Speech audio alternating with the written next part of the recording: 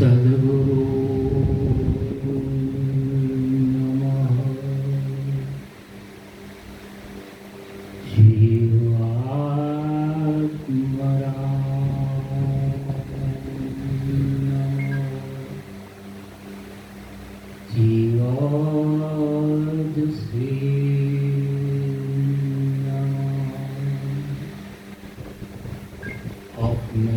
अपने मात पिता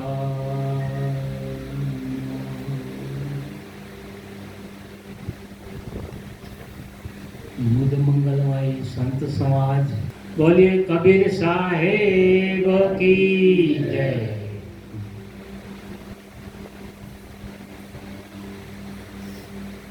કબીર સાહેબનું મૌલિક ગ્રંથ બીજક છે।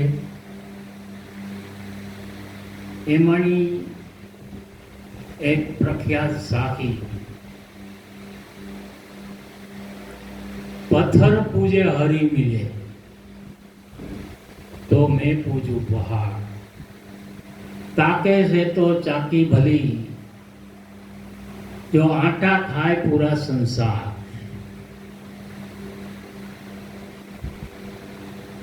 સાખીનો મતલબ એ છે, કબીર સાહેબ કહે છે કે આ સંસારના લોકો અત્યારે નાના નાના કોતરેલા પથ્થર અને એમાં બનાવેલી મૂર્તિઓને પૂજી રહ્યા છે। ઠીક છે, મંદિરમાં એ મૂર્તિ તમારું આકર્ષણ છે, તમારામાં પૂરી સમજણ નથી, તમારામાં ભાવ છે, તમે ભોળા વ્યક્તિ છો એટલે તમને થોડી શાંતિ આપી શકે। એ મૂર્તિઓની પાસે તમે પ્રસાદ લઈ જાઓ છો, ખાવાનું પીવાનું ફળ અન્ય પ્રસાદો, તો શું એ મૂર્તિ ખાય છે? શિવલિંગ ઉપર દૂધ ચડાવવામાં આવે છે, એ દૂધ ક્યાં જાય છે? તમે નિરીક્ષણ કરજો। મેં તો આવું ઘણી જગ્યાએ નિરીક્ષણ કર્યું છે અને ઘણા લોકોને સમજણ આપી છે કે આ તમે શ્રાવણ મહિનાની અંદર જે દૂધ ચડાવવામાં આવે છે એ પૈસાની બરબાદી છે, એ દૂધ નરકમાં જાય છે, તો કહેતા નાલીમાં, ગટરોમાં। એનાથી એ વધુ મહત્વ છે કે કોઈ ગરીબ વ્યક્તિ હોય, ઝૂંપડપટ્ટી છે, તો એ દૂધને ભેગું કરો, આ તમારો ભાવ છે તો શિવલિંગ પર ચડાવો, પણ એ દૂધને વેસ્ટેજ ન જવા દો, એ દૂધનો સદુપયોગ કરો અને ગરીબમાં જે બચ્ચાઓ છે એમને આપો। આપણા ભારત દેશની અંદર ઘણા એવા છે જેમને દૂધ પણ પીવા મળતું નથી, એટલે કબીર સાહેબ અહીંયા એ કહે છે કે પથ્થર પૂજે હરી મિલે તો મેં પૂજું પહાડ। જો એ પથ્થરોને ખાલી જો પૂજવાથી હરિ કહેતા ભગવાન જે પોતપોતાના ઈષ્ટદેવો છે એ જો મળી જતા હોય તો કબીર સાહેબ કે હું તો મોટો પહાડ પૂજું, કારણ કે પહાડ પૂજવાથી તો વધારે મળવું જોઈએ। એક સામાન્ય 2-5 ફૂટનો પથ્થર પૂજવાથી જો હરી મળી જાય તો પહાડ તો એ જ પથ્થરમાંથી બનાવેલા છે, એ જ મૂર્તિઓમાંથી બની છે, તો એ પહાડ જ ડાયરેક્ટ પૂજવો જોઈએ। એટલે કહેવાનું તાત્પર્ય એ થયું કબીર સાહેબનું કે આનાથી તો ચકી ભલી। અત્યારના જમાનાની જે ઘંટી છે એની વાત નથી અત્યારે, છતાં એ પણ સ્વીકારી લેવાય, અત્યારના જમાનાની પણ ઘંટી છે અને પહેલાના ઘંટુલા હતા। તો કબીર સાહેબ એ વખતની શબ્દમાં કહે છે કે ચક્કી, ચક્કી એટલે અનાજ પીસવાની, જેમાંથી લોટ બને. પેલા ઘંટુલા હતા, અત્યારે ઇલેક્ટ્રિક આવી ગયું, પણ બંને એક જ થાય છે. તો એનાથી ચક્કી બે સારી, ઘંટુલોય સારો અને ચક્કી પણ સારી, એને પૂજાઈ લ્યો. કબીર સાહેબ આવું કહે છે કે જો તમે પથ્થરની મૂર્તિને પૂજો એ તમને શું આપે છે? તમારી સાથે વાતચીત કરી ક્યારે? તમારી સાથે બોલે છે, તમને આવું આવજો કહે છે, તમને પાણીનો આગ્રહ કરે છે, છતાંય તમે માનો છો ચાલો એમાં ભગવાન છે, એ કાંઈ વાતચીત ન કરે, આપને ખાવા પીવાનું ન આપે, તો ઉલટું કરી નાખી. આપણે લઈ અને એમને આપો. બધા આપે જ છે. ફ્રૂટ લઈ જાય, લાડુ લઈ જાય, લાપસી લઈ જાય, પેંડા લઈ જાય, અનેક પ્રકારના એવા પ્રસાદ આપે છે. તો વિચારો, ચાલો આપી દીધું, એમને ખાધું કઈ? આ પ્રત્યક્ષ તમને શક્તિ આપી છે. માણસ ગમે તેવો હોશિયાર હોય, ગમે એવો વિદ્વાન હોય, ડોક્ટર હોય, એન્જિનિયર હોય, કલેક્ટર હોય કે પાયલોટ હોય, પ્લેન બનાવવા વાળો હોય કે ટ્રક બનાવવા વાળો હોય કે એન્જિનિયર હોય, ગમે તે વ્યક્તિ પોતાના ક્ષેત્રમાં મહાન છે. જ્યાં ધાર્મિક ક્ષેત્ર એમાં ઘણા પણ છે ખંડ, એમાં પણ પરખ કરવામાં આવે. મનુષ્યને પોતાની રીતે પરખની બુદ્ધિ આપી છે, પણ મનુષ્ય ઉપયોગ કરતો નથી. આગે સે ચલી આતી, કઈ બીજા વિચાર નથી લેતા અને દિવસે દિવસે ઊંડા ઉતરતા જાય છે. એટલે કબીર સાહેબ કહે છે આનાથી તમે ચક્કીની પણ પૂજા કરો ને તો એ પ્રત્યક્ષ છે કે આપણે અનાજ નાખ્યું, એ ઘંટુલાએ, પથ્થરોએ, એની અંદર જે પથ્થર છે એ બે પથ્થર વચ્ચે પીસાઈ જાય અને એ આપણે લોટ આપે છે, એ અને આપણે ખાઈ છીએ. તો પથ્થરની મૂર્તિએ શું આપ્યું વિચાર? પછી વિચારવાનું, તમારી જાતને તમે બીજા ઉપર પણ ભરોસો ન રાખો. કબીર સાહેબ કહે છે મારા ઉપરનો ભરોસો રાખો, કોઈ સંતો ઉપર પણ ભરોસો ન રાખો. તમે પ્રત્યક્ષ, તમને બુદ્ધિ આપી છે, તમારો આત્મા છે, એને પૂછો. કોઈનું ન માનો. ગ્રંથોમાં લખેલું છે કે આમ લખ્યું છે, તેમ લખ્યું છે, આમ કરવાથી આમ થાય છે, એ પણ ન માનો. સાંભળો, વિચારો, મનન કરો અને તમારી જાતને પૂછો સાચું શું છે, ખોટું શું છે. આનું નામ પરખ. પરખ તમારે પોતાને કરવાની છે, બીજા ઉપર ન છોડો. પછી આગળ વધો તમે તમારી રીતે. એટલે અહીંયા કબીર સાહેબ આ 13 વર્ષની ઉંમર છે, મા બાપની આજ્ઞા લઈ બંદગી ભરી પોતાનું ઘર છોડે છે. ત્યારથી આ 13 વર્ષની ઉંમરથી હવે એમનું જીવન બતાવવું છે. જે જન્મથી 13 વર્ષ સુધીનું અગાઉ પણ બતાવેલું. હવે આ 13 વર્ષ પછી કાશીની અંદર કબીર સાહેબનો જન્મભૂમિ, 13 વર્ષની ઉંમર થઈ ગઈ. મા બાપને પણ એમને ખબર પડી ગઈ કે કોઈ આ સામાન્ય બાળક નથી. એમને રજા આપી અને ખૂબ ભારતની અંદર અનેક સારા સારા આશ્રમો, મંદિરો, એમાં એમને ક્યાં ગુરુ પાસે જવું અને જ્ઞાન મેળવવું તે સંશોધન ચાલુ રહ્યું.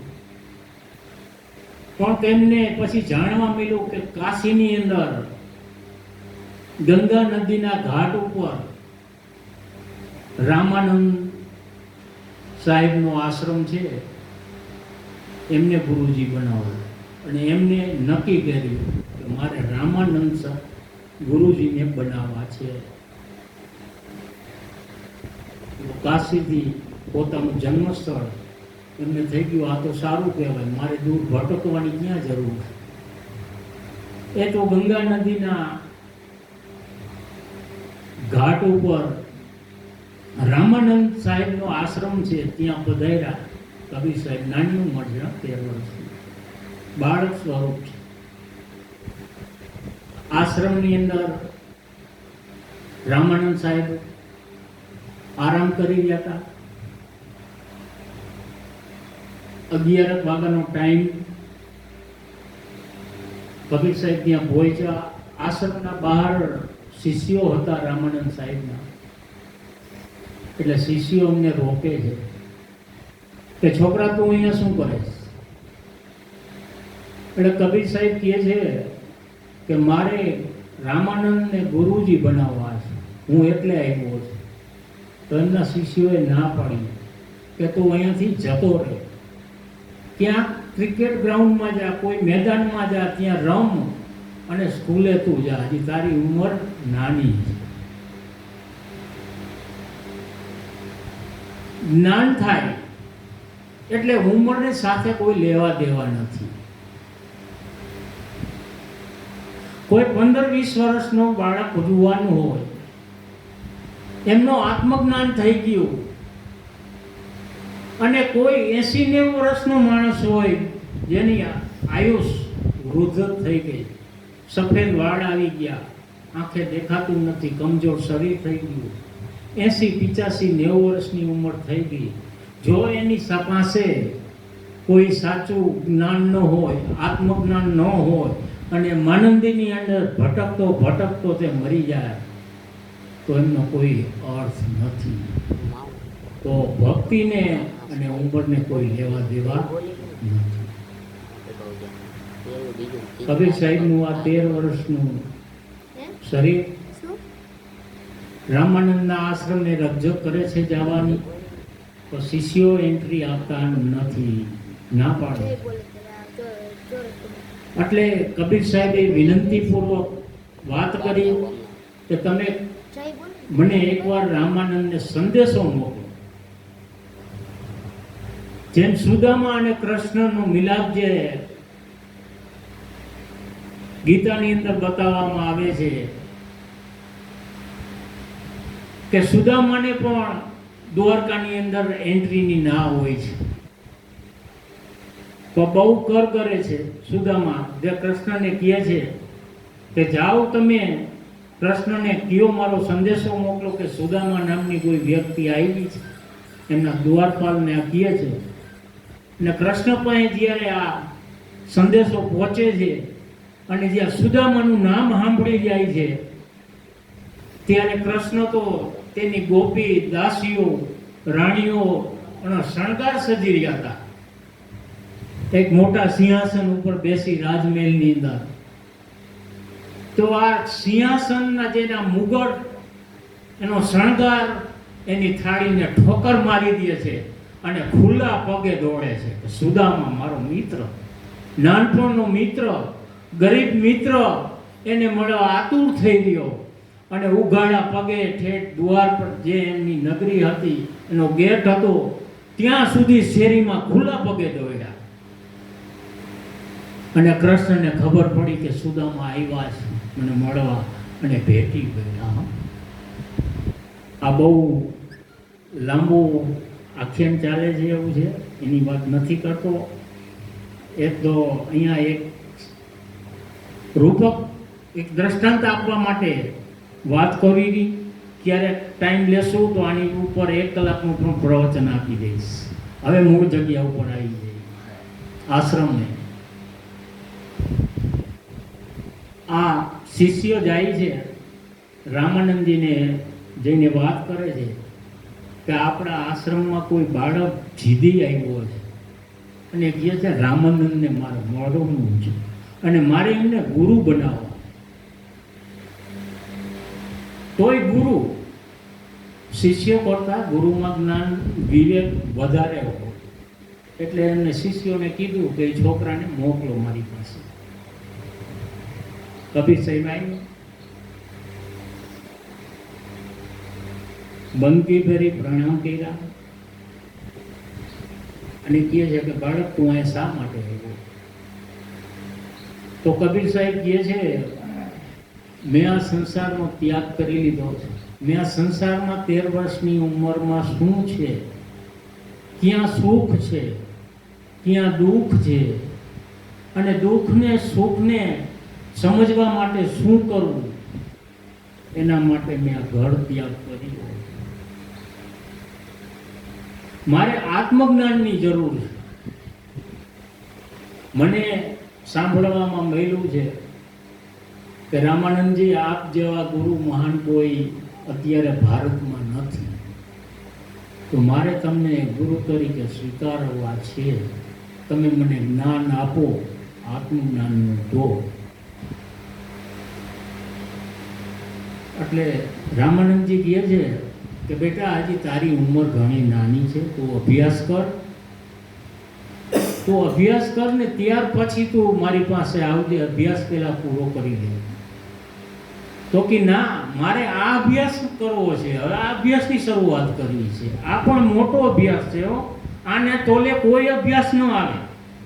ગમે તેવી ડિગ્રીઓ મેળવી લ્યો, દેશમાં જાઓ, વિદેશમાં જાઓ, એન્જિનિયરની, ડોક્ટરોની, કે એનાથી કોઈ પણ વિદ્વાન, તમે વૈજ્ઞાનિકની પણ ડિગ્રી મેળવી લો. આત્મસંશોધન નામનું જે આત્મા છે એનો સત્સંગ મેળવો, એમનું જ્ઞાન મેળવો સારા ગુરુ પાસેથી, પારખી ગુરુ પાસેથી કોઈ, તો એના તોલે કોઈ અભ્યાસ આવતો નથી.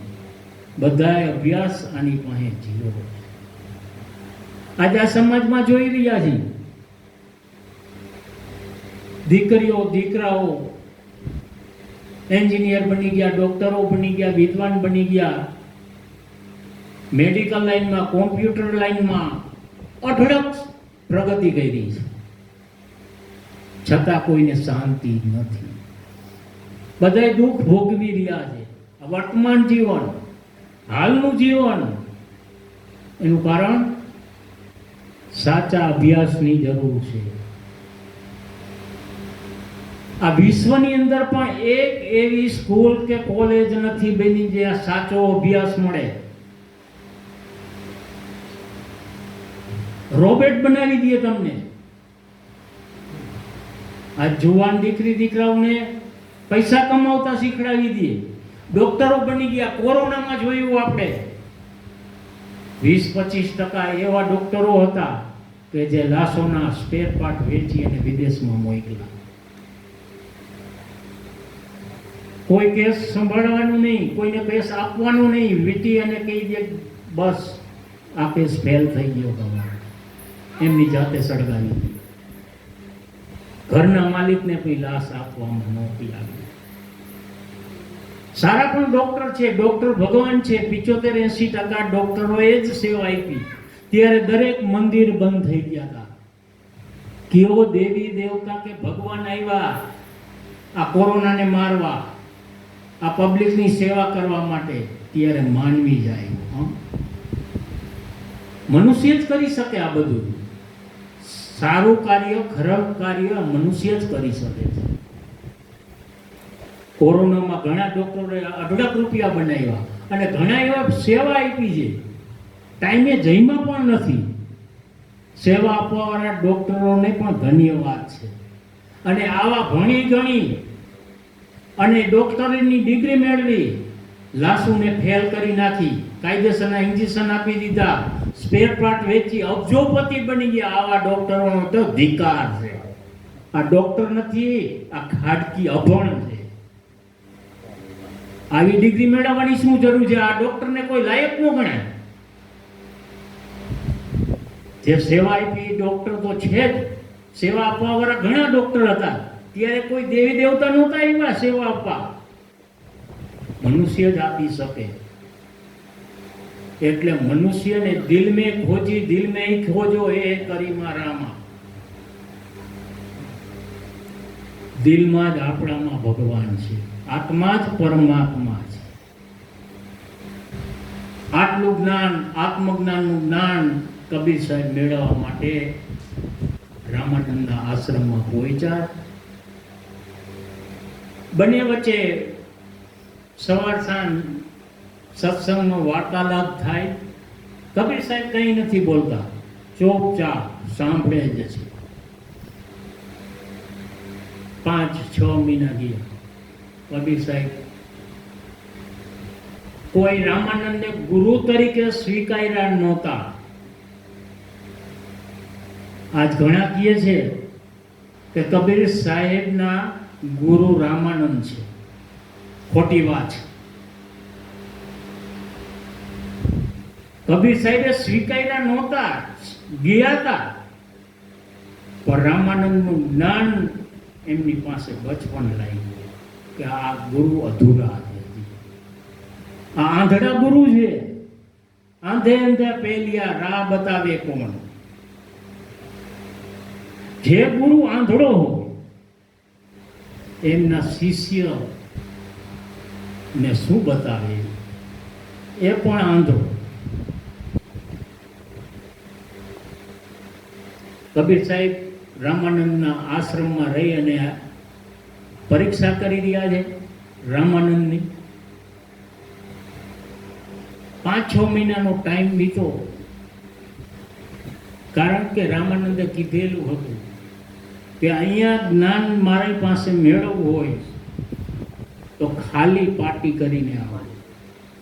જૂનું જે છે, કઈ પણ જગ્યાએ જાઓ, જો કોઈ સારા સત્સંગમાં જવું હોય, સારા ગુરુ પાસે જવું હોય તો તમારું અભિમાન, તમારી પાસે જે કંઈ જ્ઞાન છે એમને ઝીરો કરી નાખો, પછી જાઓ.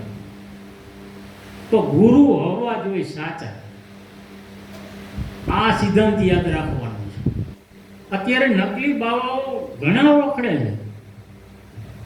ગમે ત્યાં જાઓ, હરિદ્વાર જાઓ, કાશી જાઓ, પ્રયાગરાજ જાઓ, અયોધ્યા જાઓ, દ્વારકા જાઓ, સોમનાથ જાઓ, તમે બધી જીવેલા છો, પણ એમાં ફરક કરવાની, સાચા પણ છે ને ખોટા. અરે અમુક આઉટ સ્ટેટમાં તો પ્રયાગરાજની ત્રિવેણી સંગમમાં તમે જાઓ તો એવા ખેલ કરીને, એવા રૂપ ધારણ કરીને પણ બેઠા હોય છે. એટલે કબીર સાહેબે આ બધું જોઈને આવ્યા હતા 13 વર્ષની ઉંમરે. રામાનંદના આશ્રમમાં 5-5.5 મહિના રહ્યા, જોયું, સેવા ચાકરી કરતા હતા, કામકાજ કરતા હતા. સંતો આવે, ભક્તો આવે, એમની સાથે વાતુલાપ કરતા હતા અને પોતાનું આત્મજ્ઞાનની શક્તિને વધારતા હતા. જ્ઞાન વસ્તુ એવી છે, વાપરો એમ વધે. જેમ વાપરો એમ વધતું જાય, વધતું જાય, વધતું જાય. એક રૂપિયા ઘટતા જાય. રૂપિયા વાપરો ને બહુ ઘટે, બહુ વાપરી નાખો ને કેપેસિટી પર તો દેણા થઈ જાય, પછી આપઘાતે થઈ જાય. એટલે આ કબીર સાહેબ તો જ્ઞાન ધરાવતા હતા. 5.5 મહિના આશ્રમમાં રોકાણા અને પછી કબીર સાહેબે એમને કામ હોય, કારણ કે રોજ અલગ અલગ શિષ્યો, 18 મૂર્તિઓ હતી કબીર સાહેબના આશ્રમમાં, નાની મોટી. એમને ડેઈલી નવડાવવાની, પછી એમની પૂજા પાઠ કરવાનો આ નિત્ય કર્મ હતો. સાંજે ગંગા નદીમાં નવરાવે, પછી મંદિરમાં મૂકે અને પૂજા પાઠ કરે. એક દિવસે રામાનંદ સાહેબને એમ થયું કે આજે હું કબીરને મોકલું આ દરેક મૂર્તિઓને નવડાવવા માટે. કારણ કે આ છોકરો છે, હજી નાનો છે, કંઈક શીખે, શીખડાવે.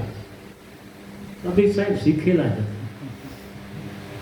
છતાંય પોતાનું આજ્ઞાનું પાલન કર્યું.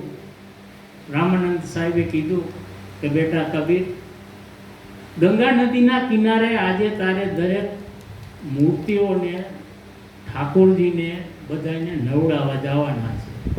એટલે એક મોટો ત્રાંબાનો કાચ હતો, એમાં આ 18 મૂર્તિઓ કબીર સાહેબને, કબીર સાહેબ ત્રાસમાં 18 મૂર્તિઓ છે. હવે કબીર સાહેબ ત્યાંથી આશ્રમથી નીચે ઘાટ ઉપર પહોંચે છે આમ બધી મૂર્તિઓને નવડાવવા માટે. જો હવે આગળ શું થાય છે.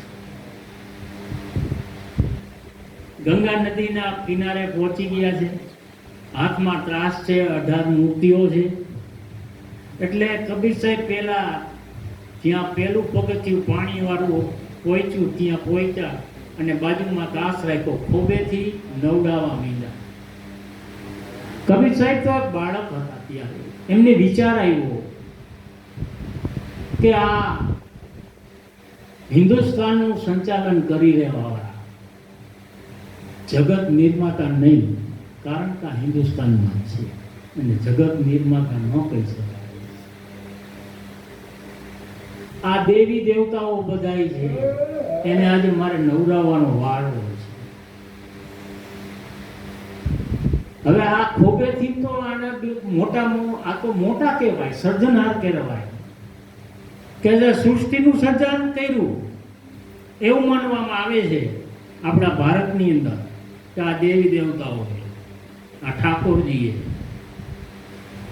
તો એને તો આ આશ્રમમાં પણ આવું પાણી હતું. તો હવે ગંગા નદીના કિનારે હું આને લાવ્યો છું, તો આને ગંગા નદીમાં જ નવરાવવા જોઈએ. અને સાહેબે કીધું છે કે ગંગા નદીમાં નવરાવજો. આગળ વધ્યા 2-3 પગથિયામાં જ્યાં પાણી ગંગાનું ટચ થાય છે, ઢીચણ સમાણું, અને ત્રાસ સીધો ડાયરેક્ટ જ્યાં ગંગાનો પ્રવાહ વહી રહ્યો છે, એકદમ નિર્મળ સ્વચ્છ ચોખ્ખું પાણી, જે આરોથી પણ સારું પાણી છે ગંગાનું. અને આજે માણસો એને પૂજા આરતી કરી રહ્યા છે ગંગા નદીના પાણીને. એની મોટી મોટી આરતીઓ થાય છે, લાખોની ભીડ હોય છે ત્યાં. આ પાણીની પૂજા, આ જળ વસ્તુની પૂજા. આ તો કબીર સાહેબે જોયું કે આ તો જળ વસ્તુની પૂજા થઈ રહી છે અહીંયા. અને મનમાં બધું ખબર છે, છતાં અજાણ બનીને રામાનંદને જ્ઞાન આપવા માટે અહીંયા પહોંચ્યા છે. 13 વર્ષની. એટલે આ ત્રાસની અંદર મૂર્તિ ગંગાના પાણીના પ્રવાહની અંદર ત્રાસ રાખે છે. ત્રાસની અંદર પાણી ભરાય છે. એમાં એક લાકડાની મૂર્તિ ઠાકોરજીની, જેને ઠાકોરજી કહેવામાં આવતા. ઠાકોર એટલે કોણ? આપણે કૃષ્ણનું નામ પણ ઠાકોર આપ્યું છે. ત્યાં ઠાકોર કહેતા, કૃષ્ણ કીધો. આ લાકડાની મૂર્તિ હતી એ ટાઈમની. આમાં પેલી મૂર્તિએ તાસમાં જેવું પાણી ભરાણું એટલે આ મૂર્તિ ઉપર આવી અને પ્રવાહની અંદર સીધી નાવા માંડી.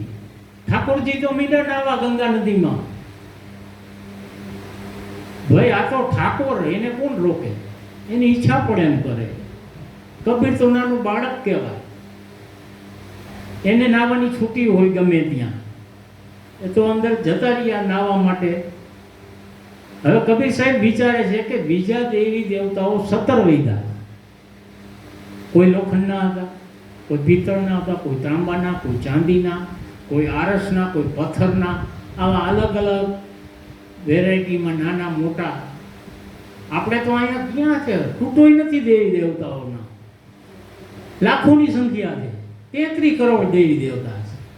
આ તો 17 જ હતા. આ 17નું કબીર સાહેબને વિચાર આવ્યો કે જો ઠાકોરજી તો જતા રહ્યા નાવા, તો આને શું ગુનો કર્યો છે? નવરાવાય તો આ વહેતી ગંગા નદીમાં જ નવરાવાય ને. માણસો ક્યાંથી ક્યાં દૂર દૂરથી આવે છે, આઉટ સ્ટેટમાંથી આવે છે, આઉટ કન્ટ્રીમાંથી પણ આવે છે.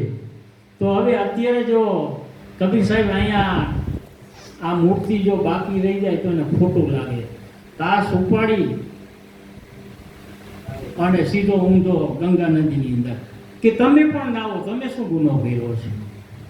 17 મૂર્તિઓને ગંગા નદીની અંદર પધરાવી દીધી.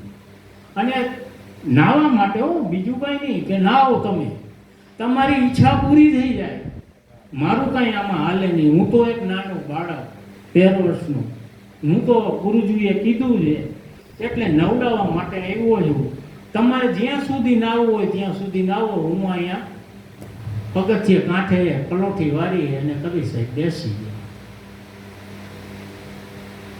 આ ટાઈમ 5:30 હતો સાંજના. 7 વાગે દરરોજ આરતી થાય. 5:30 ટાઈમ જતો રહ્યો. 6 વાગ્યા, 6:30 થયા, 7 વાગી ગયા, આરતીનો ટાઈમ થઈ ગયો. રામાનંદ સાહેબ વિચારમાં પડી ગયા કે ઓલા છોકરાને હું એકલો જે કબીરને જે દેવી દેવતા હતા એને નવડાવવા માટે હજી આવ્યો નહીં. એમને એમ થયું કે આ બાળક છે કદાચ ગંગા નદીમાં તણાઈ તો નહીં ગયો હોય ને. અને આવા વિચાર આવ્યા. કોઈ પણ હોય, જો મા બાપને ચિંતા હંમેશા બાળકોની હોય છે અને ગુરુને પણ હોય છે. આપણા બાળકો જતા હોય, ડેઈલી સ્કૂલે જતા હોય, ટ્યુશનમાં જતા હોય, બહાર જતા હોય, કોઈ ત્યાં બેસવા જતા હોય, કોઈ વહેલા મોડું થાય ને એટલે મા બાપને પહેલા ચિંતા થાય અને ગુરુને ચિંતા થાય. આ જ સાચા ભગવાન. તમને જેને ઉછેર્યા, મોટા કર્યા ને તમારી જે ચિંતા કરે ને એ તમારા મા બાપ પહેલા છે. આ જીવતા જાગતા ભગવાન, આની કોઈની કિંમત નથી. અને આજે દિવસે દિવસે વૃદ્ધાશ્રમ વધી રહ્યા છે. અને રામાનંદને તો બહુ ચિંતા થઈ કે આ બાળક કબીર હજી આવ્યો નથી. અંધારું થઈ ગયું. શિયાળાનો ટાઈમ. ઉઘાડા પગે રામાનંદ નીકળી ગયા. જેમનો ઘાટ હતો ત્યાં ડેલી આ નવડાવા લઈ જતા. અહીંયા રાડું નાખે, કબીર કબીર કબીર. કબીર હામો જવાબ આપે, ગુરુજી ગુરુજી હું અહીંયા છું, હું અહીંયા છું. આ અંધારાના પ્રકાશની અંદર એકાબીજાના અવાજ પ્રમાણે રામાનંદજી કબીર પાસે પહોંચી ગયા. એમને એટલું થઈ શાંતિ થઈ ગઈ કે કબીર કોઈ ગંગા નદીમાં તણાય તો નથી ગયો. કારણ કે ગંગા નદી કોણ છે? ગંગાની પૂજા કરવામાં આવી રહી છે. લાખોની સંખ્યામાં ભીડ હોય છે, આપણે જોઈ છે. ગંગા એ જળ છે, એ ચેતન નથી. આ જળ અને ચેતન બે મહાસત્તા છે, એનાથી આ સૃષ્ટિ ચાલી રહી છે. મહાન સત્તા હોવા છતાં ગંગા નદી એ પાણી છે અને જળ વસ્તુ છે. એને અંકુશ હોય નહીં. ગંગા નદીમાં તમે મારજો, ધૂમકો તરતા ન ઓળખું હોય એમને ઉપાડી જશે, પતન કરી નાખશે, મારી નાખશે. કારણ કે એનામાં બુદ્ધિ નથી. એ ચેતન વસ્તુ નથી, જળ છે. એના ગુણ છે. ધરતીને પાણી પાવ, ઝાડવાને પાણી પાવ, આપણે પીવો તો આપણે જીવાડી દઈએ, એના ગુણ છે. તો એનામાં એ શક્તિ નથી કે આ મારામાં પડ્યા છે તો એને હું બચાવી લઉં કે હું એની માં છું. એ તો માં આપણે માની લીધી કે ગંગા માં છે, ગંગા નદી છે, વહેતું પાણી છે. આ રામાનંદજી પહોંચી ગયા. કબીર સાહેબ પણ જોયું તો કબીર તો આરામથી પ્લોણથી વારીને ગંગા નદીના ઘાટ ઉપર બેઠા છે. રામાનંદજી, એ મૂર્ખ છોકરા કબીર, મને તારી ઘણી ચિંતા થઈ. હજી તું શું અહીંયા શું કરેશ? મેં તને સામાન્ય એક કામ હોઈપું હતું. દેવી દેવતાઓ 18 હતા એક તાસની અંદર, નાના નાના. એને નવડાવીને અહીંયા મંદિરે ટાઈમે લઈ આવવાના હતા. ભક્તો આવી ગયા છે, મારે હવે પૂજા પાઠનો ટાઈમ થઈ ગયો છે. તું તો ઘણો મોડો પડ્યો, હું તને ગોતું છું. તો અહીંયા શું કરે છે હવે? તો કબીર સાહેબે જવાબ આપ્યો કે ગુરુજી, આ ઠાકોર અને બીજા અન્ય દેવી દેવતાઓ 18 મારું મહિના નહીં. જેવું મેં એને ગંગા નદીમાં સ્પર્શ કર્યો ત્યાં ઠાકોર તો કૂદકો મારી અને ભાગ્યા સીધા, કારણ કે લાકડાના હતા, લાકડાની મૂર્તિ ઠાકોરની. હવે એ જતા રહ્યા, હું તો નાનો બાળક, મારું તો શું માને ને મારે એને કંઈ કહેવાય નહીં, કારણ કે આ તમે બધા આ જગતના કરતા હરતા માની બેઠા છો. આ બધાય તો કરતા હરતા છે, આપણા તારણહાર છે. તો એને મારે કેવી રીતે કંઈ કહેવાય? એની ઈચ્છા પડે ત્યાં સુધી નાવાનું મેં કીધું. જ્યાં તેની ઈચ્છા પૂરી થઈ જશે નાવાની ત્યારે રિટર્ન આવી જશે અને હું એક એકને વીણી અને તાસમાં બેસાડી દઈશ અને પછી તમારી પાસે લઈ આવે અને તમે પૂજા આરતી કરે. આમાં મારો શું વાંક છે? એમની ઈચ્છા થઈ છે નાવાની તો નાઈ છે. આમ દૂર દૂર ગયા છે, ગમે ત્યાં ગયા છે, હમણાં તે પૂરા આનંદથી પૂરું નાઈ લેશે, થાકશે એટલે પાછા આવશે. આવો જવાબ કબીર સાહેબે આપ્યો રામાનંદનો તો ગુસ્સો ગયો, એનો મગજ થઈ ગયો ગરમ કે બાળક તારામાં બુદ્ધિ છે કે નહીં? હાવ બુદ્ધિ વગરનો પાગલ માણસ છો. ન કહેવાના શબ્દ ફટકાઈ રહ્યા કબીરને કે તારામાં બુદ્ધિ નથી, તું તારું હજી બચપન છે. હું તને કહેતો હતો તું જતો રહે અહીંયાથી, હજી તારે ભણવાની જરૂર છે, તારે આત્મજ્ઞાન મેળવવાની જ વાર છે. ન કહેવાના શબ્દ ઘણા એવા કબીરને કહી દીધા. કબીર સાહેબ ચૂપચાપ સાંભળી રહ્યા છે અને મનમાં હસી રહ્યા છે. જ્યારે મૂર્ખ શબ્દ વાપરો કબીર ઉપર ત્યારે અંદર મોઢે ન કીધું, ત્યારે કબીર સાહેબે તો એમ કીધું, તમે તો મારાથી 100 ગણા મૂર્ખા છો. તમે આ બધાને મૂર્ખ બનાવી રહ્યા છો સમાજને. તમારો કોઈ અધિકાર નથી કે આ પથ્થરની દેવી દેવતાઓ લાકડાના પૂજી રહ્યા છો અને બીજાને આ રસ્તે દોરી રહ્યા છો. મૂર્ખ છો તમે, હું નથી. ચાલો હું હવે બતાવું પ્રેક્ટિકલ. તમને પ્રેક્ટિકલ જ્ઞાન આપવું છે. હું પ્રેક્ટિકલ જ્ઞાન આપવા માટે આવ્યો છું, લેવા માટે નહીં. આટલી તૈયારી સાથે આશ્રમમાં પ્રવેશ. આ તો બધા દેવી દેવતા ગંગા નદીના તળિયે બેસી ગયા હોય, કોઈ આડા કેટલો ટાઈમ છે લાવો તો પૂરું કરું. આ બધા દેવી દેવતાઓ નાઈ રહ્યા છે અને રામાનંદ વાટ જોઈ રહ્યા છે અને ફટકારી રહ્યા છે કે કબીર આ તો જે ધાતુના છે, કોઈ પથ્થરના છે, કોઈ ચાંદીના છે, કોઈ લોખંડના છે, કોઈ લાકડાના છે. લાકડાના છે એ તો ઠાકોરજી તણાઈને કેટલા કિલોમીટર જતા રહ્યા હશે અને આ હશે એ તરીએ નીચે પડ્યા હશે અને ઘસાતા ઘસાતા થોડાક દૂર જતા હશે તો ક્યાંય તણાઈને બધા અલગ અલગ થઈ ગયા હશે. આ કોઈ પાછા ન આવે. આ તો નિર્જીવ છે, પથ્થરના છે, લોખંડના છે, ચાંદીના છે, પિત્તળના છે. એ મૂર્ખ, આ તો નો પાછા આવે, આને નો નખાય, આને જાલીને તાસમાં નવરાવી દેવાય. તારામાં બુદ્ધિ એનો કોઈ અક્કલનો છાંટો નથી. આવું કબીરને કહે છે. ત્યારે કબીર સાહેબ મુસ્કુરાઈ શાંતિથી જવાબ આપ્યો, તો તમે એની પૂજા શા માટે કરો છો? આ એક જ જવાબ. ઓલાને તો ધડાધડ આગ લાગી ગઈ. તમે કહો છો કે નિર્જીવ છે, પથ્થરના છે, લોખંડના છે, ચાંદીના છે, પિત્તળના છે, એને તળતા ન આવડે તો તમે તો એમ કહો છો કે આ તારણહાર છે કે આ વિશ્વને તારી દે છે, આ તારવવા વાળા છે. એ પોતે તરી શકતા નથી તો બીજાને ક્યાંથી તારી શકે? આટલો જવાબ કબીર સાહેબે આપ્યો અને રામાનંદના રોવાટા ઊભા થઈ ગયા. આ બાળક કોણ છે? આ મારી પાસે જ્ઞાન લેવા માટે આવ્યો છે કે મને જ્ઞાન દેવા માટે આવ્યો છે?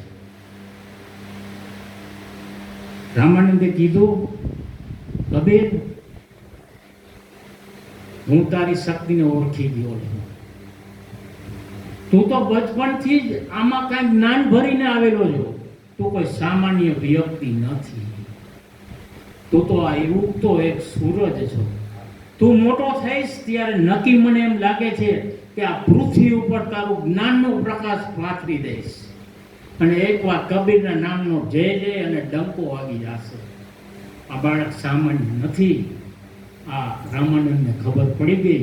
પણ રામાનંદ એક બિઝનેસ ચલાવી રહ્યા હતા. મંદિર એક બિઝનેસના રૂપમાં હતું. પબ્લિકને ભેગી કરવી, ધૂપ ધુમાણા કરવા, મૂર્તિઓ બતાવી, પડદા પાડવા, આરતી કરવા, હવન કરવા. હવે આ અજ્ઞાની રામાનંદ જે માનંદીની ભક્તિ કરી રહ્યા હતા, જેમને સાચી ભક્તિની ખબર નહોતી, એટલે ત્યાંથી કબીર સાહેબ રામાનંદ આવે છે. પબ્લિક હોય છે આશ્રમની અંદર પૂજા પાઠ માટે. કબીર સાહેબ એ ટાઈમે વિનંતી કરે છે કે જો ભાઈ પૂજા કરવી તો જીવતા જીવની, ચેતન દેવની કરો, જેમાં સાક્ષાત જીવ છે, જે તમારી સાથે વાતચીત કરે છે, બોલે છે, જે સાંભળે છે, તમે આપેલો પ્રસાદ ખાય છે. કબીર સાહેબ આ બધાને સમજાવે છે. અને ત્યાંથી રામાનંદને પણ ઘણું જ્ઞાન આમાંથી પ્રાપ્ત થઈ ગયું. અને એ દિવસે એક કબીર સાહેબના જ્ઞાનરૂપી પૂજા પાઠની આરતી કરવામાં આવી. અને કબીર સાહેબ ત્યાંથી આશ્રમમાંથી રજા લે છે અને ત્યાંથી જતા રહે છે. અને ચોરા, કબીર ચોરા કાશીની અંદર છે, આપ જોયેલું જ હશે. ત્યાં પાછા જાય છે અને પોતાના મંડળ રવિદાસ છે, એવા અલગ અલગ સંતો હતા, એમના નીચે ઘણા તૈયાર થયા છે. એમની સાથે બેસી કબીર ચોરામાં સ્થાન કરે છે ગ્રહણ, અને ત્યાં જ્ઞાનની ગંગા વહેવે છે. અને આજે પણ વહી રહી છે. આજે કબીર સાહેબ નથી, પણ છતાં છે. કબીર મર્યા નથી, કબીર છે. સંતો મળતા નથી, સદગુરુઓ મળતા નથી, કારણ કે તેનું જ્ઞાન હંમેશા જીવલિત રહે છે. એટલે આ શબ્દોની સાથે મારી વાણીનું હું અહીંયા વિરામ આપું છું. બોલો સદગુરુ કબીર સાહેબ કી જય. ચોરસ ચોરસ ચોરસ એવો ચોરસ.